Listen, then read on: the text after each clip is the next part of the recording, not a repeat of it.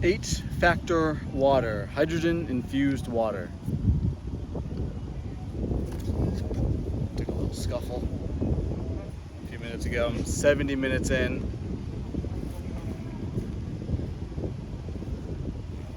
To a rollerblade. I took a scuffle like 5 minutes ago. So it's time for a break. Halfway point.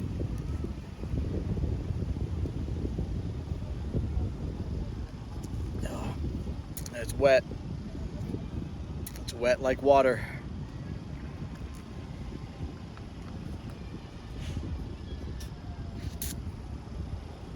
Water infused with extra hydrogen has been shown to help the body's ability to reduce inflammation from exercise, activate antioxidants, and engage enzymes, repairing environmental stress, soothing soreness, and amping energy. So says the baggie. It's good. I'm going to drink it all. Whew.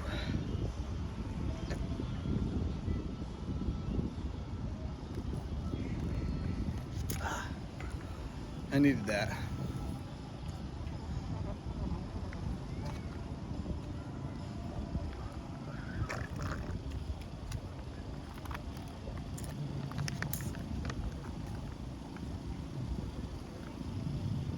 Purified water, molecular hydrogen gas. It's got hydrogen. It's what plants crave.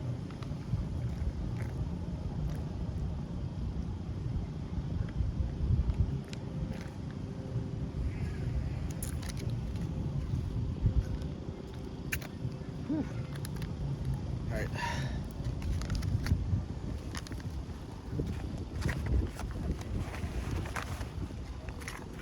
Let's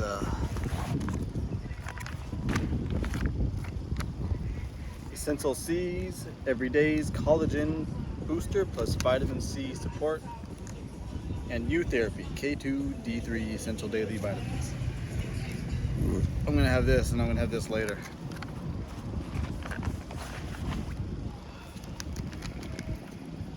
I've had these. These taste not so good.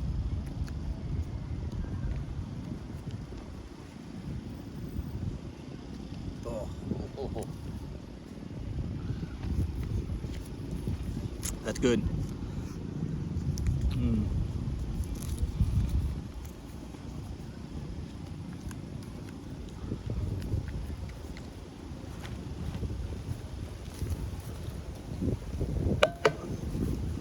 Okay, this is empty.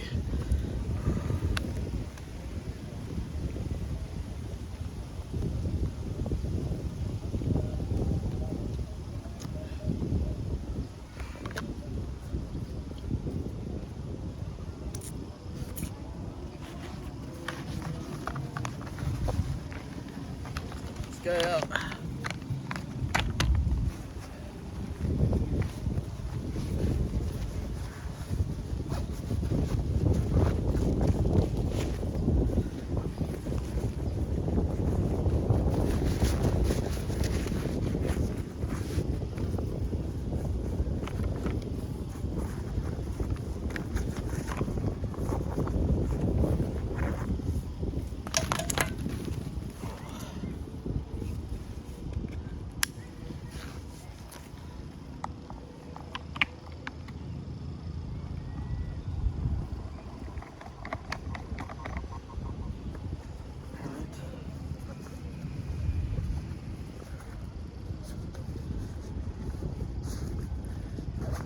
Let's roll.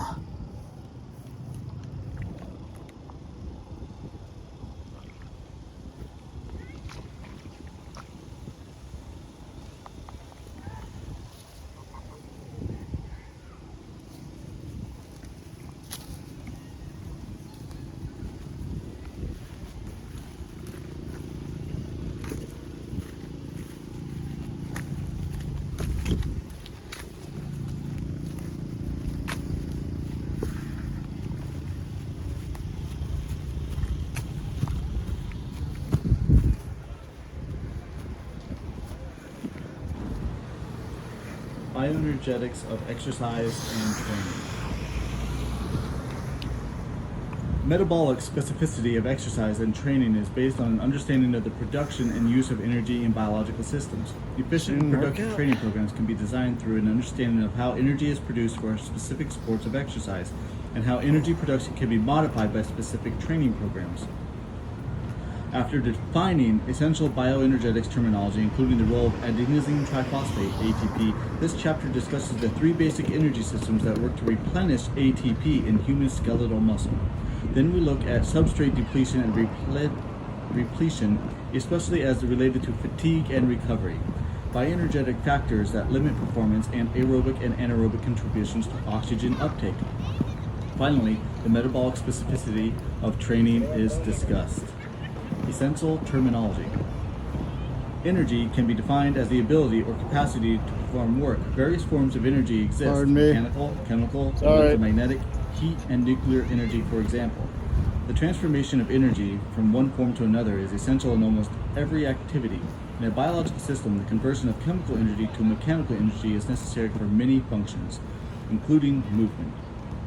Bioenergetics, or the flow of energy in a biological system, is concerned primarily with the conversion of food, large carbohydrate, protein, and fat molecules which contain chemical energy into biological, usable forms of energy.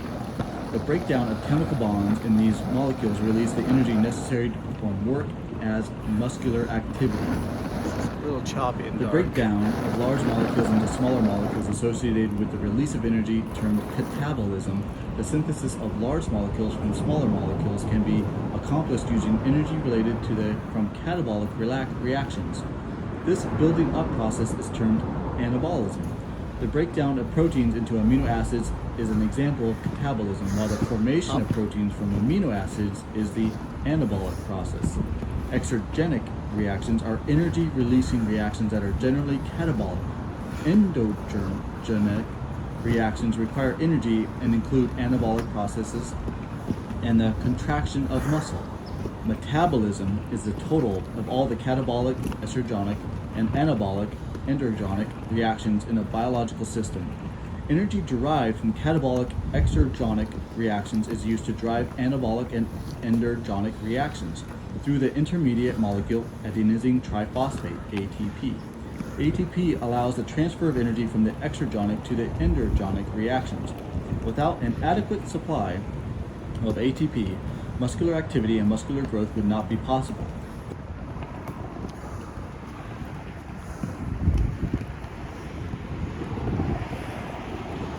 I can't think of anything why hydrogen water would be good for you. With hydrogen gas, I would like to know more about that. Because nothing really increases performance quite like sugar and water. I don't know about hydrogen and water, or hydrogen gas.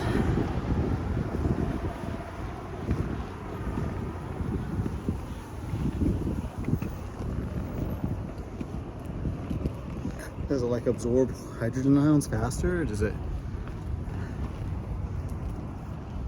The process of glycolysis involves multiple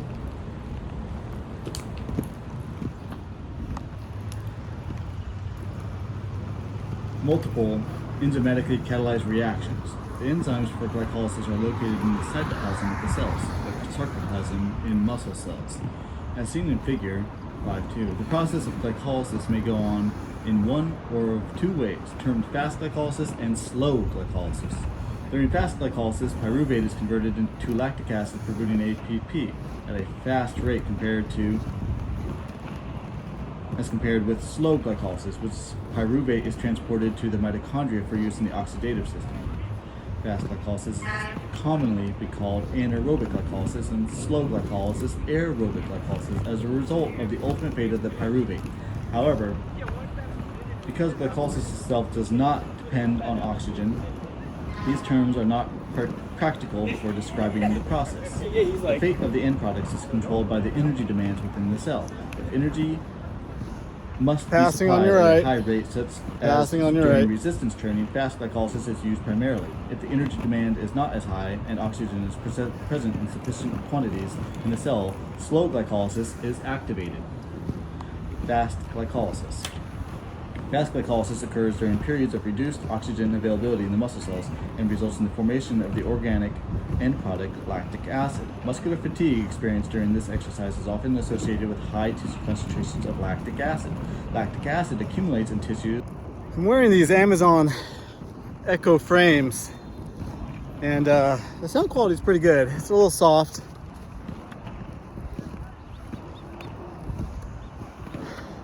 I like having my ears exposed. Got some sweaty earbud in there. I don't like how small the lenses are for an athletic activity, or how loose the frames themselves sit on my ears. But overall, good quality. This optics could use some work. I think they're polarized, which is nice.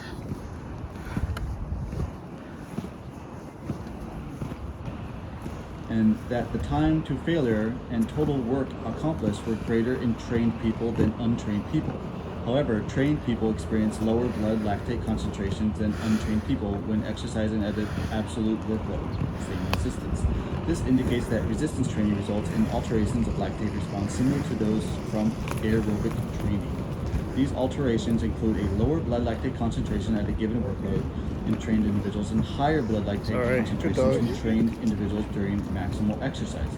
The net reaction for fast glycolysis may be summarized as follows. Glucose plus 2-phosphate plus 2-ADP converts 2-lactate plus 2-ATP plus H2O.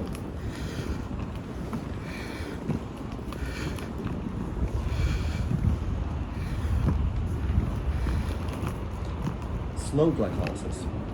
If oxygen is present in sufficient quantities in the mitochondria, specialized cellular organelles where the reactions of aerobic metabolism occur. The end product of glycolysis is pyruvate. It is not converted to lactic acid, but is transported to the mitochondria. Also transported, there are two molecules of reduced nicotinamide adenine dinucleotide, NADH, produced during glycolytic reactions. Reduced refers to the added hydrogen.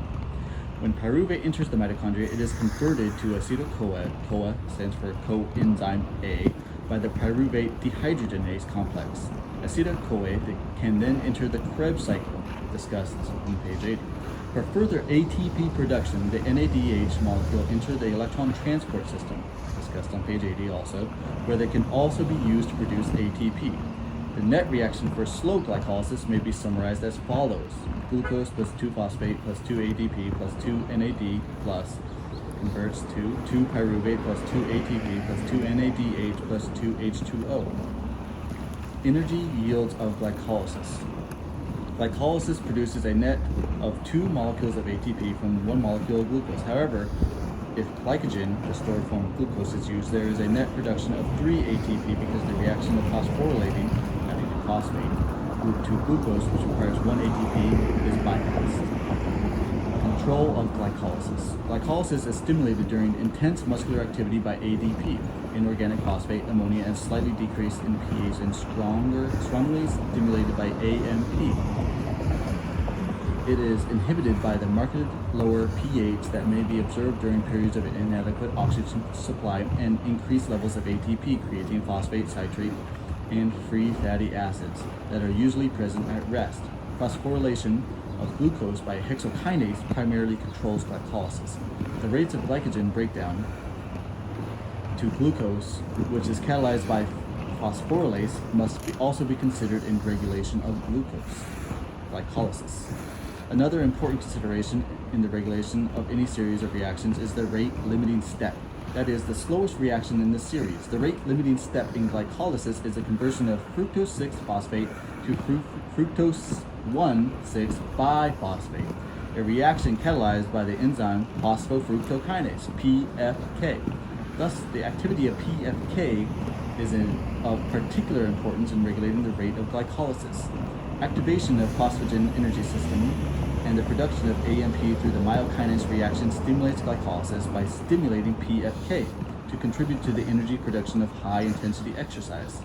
Ammonia produced during high-intensity exercise as a result of AMP, or amino acid deaminase oxidation, removing of the amino group from the amino acid molecule, can stimulate PFK. This effect may partially offset the results of the lower pH experienced during high-intensity exercise, which inhibits both phosphorylase and PFK activity. Lactate threshold and onset of blood lactate.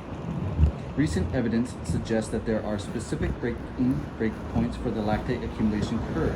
As exercise intensity increases, the exercise intensity or relative intensity of which blood lactate begins to abrupt increase above the baseline concentration has been termed lactate threshold, LT.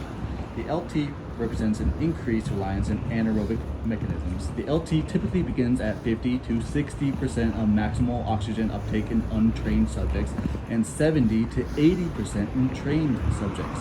A second increase Yeah, I don't like these frames. They keep on falling off my sweaty face. Has been noted at higher the sound quality's good. intensities of exercise.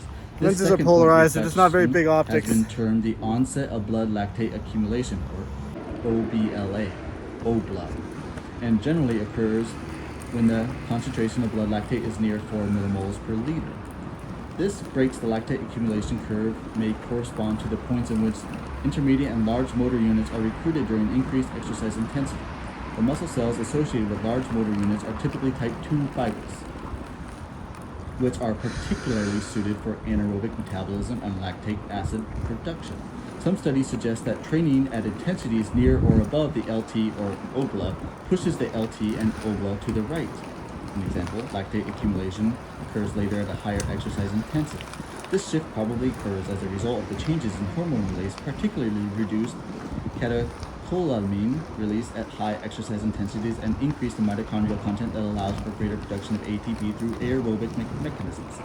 This shift allows the athlete to perform at higher percentages of maximal oxygen uptake without as much lactate accumulation in the blood.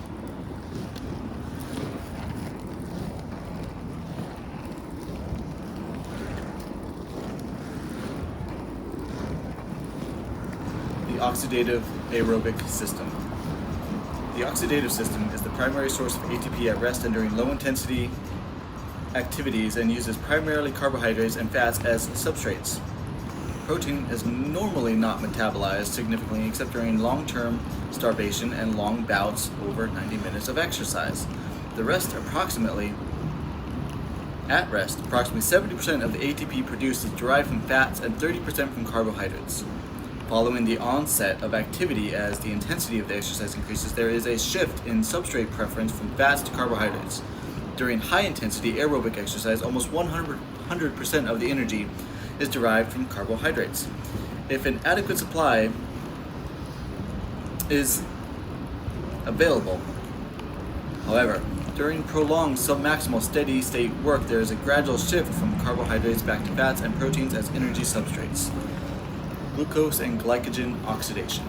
The oxidative metabolism of blood glucose and muscle glycogen begins with glycolysis. If oxygen is present in sufficient quantities, the end product is glycolysis. Pyruvate is not converted to lactic acid but transported to the mitochondria, where it is taken up and enters the Krebs cycle, or citric acid cycle. The Krebs cycle is a series of reactions that continues the oxidation of the substrate. Begun in glycolysis and produces 2 ATPs directly from guanine triphosphate, GTP, for each molecule of glucose. Also produced from one molecule of glucose are 6 molecules of reduced nicotinamide adenine dinucleotide, NADH, nicotinamide adenine dinucleotide, NDH, and 2 molecules of reduced flavin adenine dinucleotide, FADH2. These molecules transported hydrogen atoms to the electron transport chain, ETC, to be used to produce ATP and ADP. The ETC uses NADH and FADH molecules to rephosphorylate ADP and ATP. The hydrogen atoms are passed down the chain. A series of electron carriers known as cytochromes to form a proton concentration gradient to provide energy for ATP production, with oxygen serving as the final electron acceptor, resulting in the formation of water. Because NADH and FADH enter the electron transport chain at different sites, they differ in their ability to produce ATP.